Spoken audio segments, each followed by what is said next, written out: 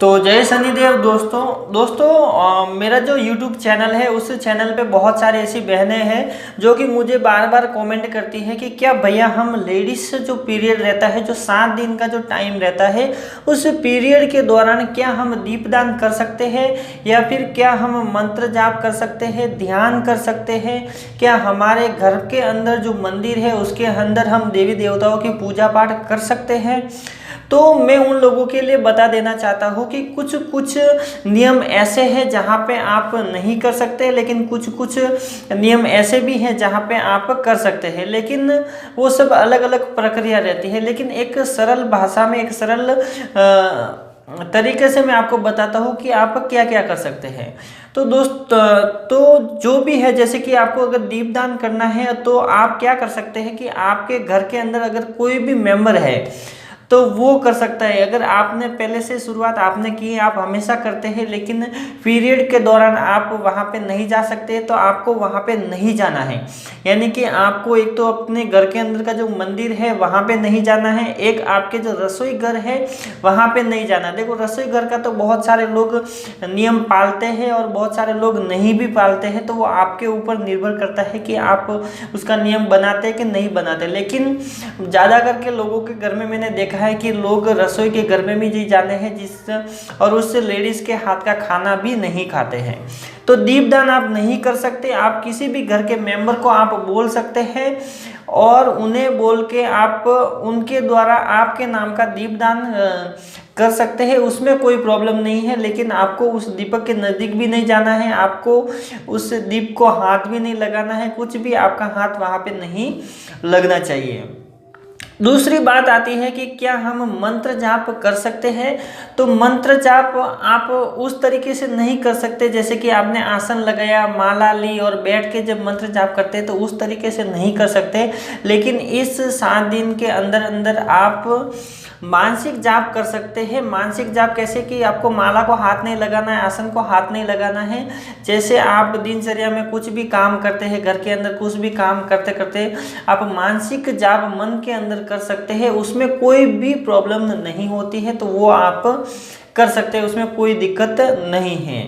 दूसरा जो मेडिटेशन है वो कर सकते हैं। हाँ, तो मेडिटेशन भी आप कर सकते हैं, लेकिन मेडिटेशन के लिए आपको ध्यान में रखना है कि आप जो जाप करते समय जो आसन यूज करते हैं उस आसन को यूज नहीं करना है। मेडिटेशन के लिए आप कोई भी अपने घर की चटाई ले सकते हैं या फिर कोई भी दरी पट्टी या कोई भी ऐसी चादर ले सकते हैं। उस चादर को आप जमीन के नीचे बिठा के वहाँ पे आप ध्यान कर सकते हैं। सिर्फ ध्यान करना है, कुछ हाथ में नहीं लेना है। सिर्फ आपको आसन जो यूज करते वो नहीं, आपको कुछ दूसरा आसन ही लेना है। तो ऐसे आप ध्यान लगा सकते हैं, उसमें कोई भी प्रॉब्लम नहीं होती है। लेकिन मंत्र जाप हाथ में माला लेके उस आसन के साथ आपको नहीं करना है। दूसरा, जब भी आपके जो 7 दिन पूरे हो जाते हैं, देखो इसमें 7 दिन का पूरा नियम पालना चाहिए। बहुत लोग हैं जो सिर्फ 3 दिन का पालन करते हैं, जैसे कि रसोई के अंदर 3 दिन तक खाना नहीं बनाते हैं और 3 दिन तक उसका पालन किया जाता है। लोग वो उसे रसोई के अंदर भी नहीं जाने दिया जाता है और देवी देवताओं का जो मंदिर रहता है वहाँ पे भी नहीं जाते हैं। तो बहुत लोग हैं जो 3 दिन होने के बाद फिर 100वें दिन स्नान वनान करके वो अपना कार्य शुरू कर देते हैं। लेकिन जब आप मंत्र जाप करते हैं तो हाथ में माला आपको 7 दिन तक नहीं लेनी है, आसन को 7 दिन तक नहीं छूना है। वैसे ही पूजा पाठ घर के अंदर, तो पूजा पाठ भी आप नहीं कर सकते। पूजा पाठ का जो घर है, जो घर के अंदर जो मंदिर है, उस कमरे के अंदर भी आप नहीं जा सकते और नहीं जाना चाहिए, क्योंकि ये सारे अगर पालन आप करते हैं, इस नियम का पालन अगर आप करते हैं, तो आपके घर के अंदर सुख समृद्धि, सुख शांति, पैसों की कमी कभी नहीं होगी और बहुत सारी ऐसी सुख समृद्धि घर के अंदर सुख शांति बनी रहेगी और वातावरण पॉजिटिव बना रहेगा। लेकिन आप किसी भी प्रकार का कोई भी नियम का पालन नहीं करते हैं, जैसे कि आपने कोई नियम का पालन नहीं किया, कोई भी आपको घर के मेंबर आपको समझा रहे, लेकिन फिर भी आप रसोई में तो ठीक है, चलो कोई नियम पालता है कोई नहीं पालता, लेकिन आप पूजा घर के अंदर चले जाते हैं तो वहाँ पे आपको बहुत बड़ा दोष लगता है। उस दोष के कारण आपके घर में हमेशा ही दरिद्रता बनी रहती है। वहाँ से जब कोई भी लेडीज करती है तो वहाँ पे सबसे पहले जो लक्ष्मी का निवास रहता है वो वहाँ से चले जाते, जो लक्ष्मी माता रहती है वो चली जाती है, सरस्वती का निवास वहाँ पे नहीं होता है, और आपके जो कुल देवी कुल देवता रहते हैं वो आपसे नाराज हो जाते हैं।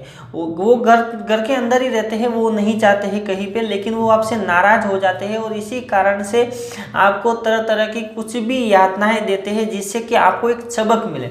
वो आपको परेशान नहीं करते, लेकिन ऐसी कुछ परेशानी आपके घर में लाते हैं जिससे कि आपको पता चले कि आपने जो गलती की है वो दोबारा नहीं करे। तो ऐसी चीज़ें होती हैं।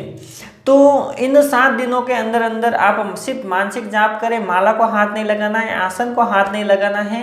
दूसरा, मेडिटेशन आप कर सकते हैं, लेकिन उस आसन को यूज नहीं करना है, आप दूसरे आसन को यूज कर सकते हैं, और दूसरे स्थान को भी यूज करना है, कमरे में भी नहीं बैठना है। पूजा पाठ नहीं कर सकते। 3 दिन के बाद आप सिर्फ और सिर्फ नहा धो के कमरे के अंदर आ सकते हैं, लेकिन देवी देवताओं के मंदिर में किसी भी चीज़ को आप वहाँ पे छू नहीं सकते, उनको हाथ नहीं लगा सकते।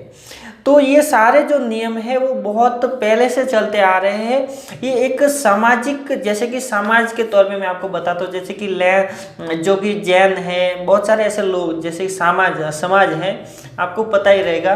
तो इसमें बहुत सारे अलग अलग समाज के अलग अलग नियम रहते हैं। तो बहुत सारे समाज क्या करती है कि वो पूरे 7 दिन का पालन करती है, एक ही जगह पे बैठेंगे, घर के अंदर नहीं घूमेंगे, जहाँ पे उनका कमरा है वहीं पे बैठेंगे, मंदिर में वगैरह रसोई घर में ऐसे नहीं जाते हैं। लेकिन बहुत सारी ऐसी समाज है जो कि उसमें कुछ भी नियम का पालन नहीं करते, वो ऐसे ही अपने घर के अंदर घूमते हैं, ऐसे ही सब कुछ चलता है, किधर भी मतलब आते जाते रहते हैं, मंदिर वगैरह कहीं का भी पालन नहीं करते हैं। तो ऐसे लोगों को क्या होता है कि बाद में उन सभी किए हुए कार्यों की उनको सजा मिलती है, और वो नरक के भोगी बनते हैं, दरिद्रता के भोगी बनते हैं। उनके मन में हमेशा ही सुख शांति का जो सुख शांति रहती है उसकी कमी होती है। घर के अंदर भी वातावरण सुख शांति का नहीं रहता है, हमेशा ही क्लेश वगैरह बना हुआ रहता है। तो ये लेडीज़ के लिए ही वीडियो थी। तो लेडीज़ लोगों को ये सारी बातों को ध्यान रखना बहुत ही ज़रूरी है। और अगर आप कभी भी ऐसी भूल, अगर बाई चांस गलती से आपसे मिस्टेक हो जाती है, तो हाथ जोड़ के क्षमा मांग लेने चाहिए, क्योंकि क्षमा जो मांगता है, जो गलती का पछतावा कर लेता है, उसे माफ़ी तुरंत ही मिल जाती है, वो गलती वहाँ पे माफ़ कर दी जाती है, और आपको उस गलती का जब प्रायश्चित हो जाता है तो वहाँ पे आपको माफ़ी मिल जाती है। तो बस आज के लिए इतना ही। वीडियो अच्छी लगी तो लाइक कीजिएगा, शेयर कीजिएगा अपने दोस्तों के साथ। अगर आप मेरे चैनल पर नए थे, चैनल को सब्सक्राइब जरूर कीजिएगा, ताकि ऐसी ही वीडियो आपको मिलती रहे। तो जय शनिदेव दोस्तों।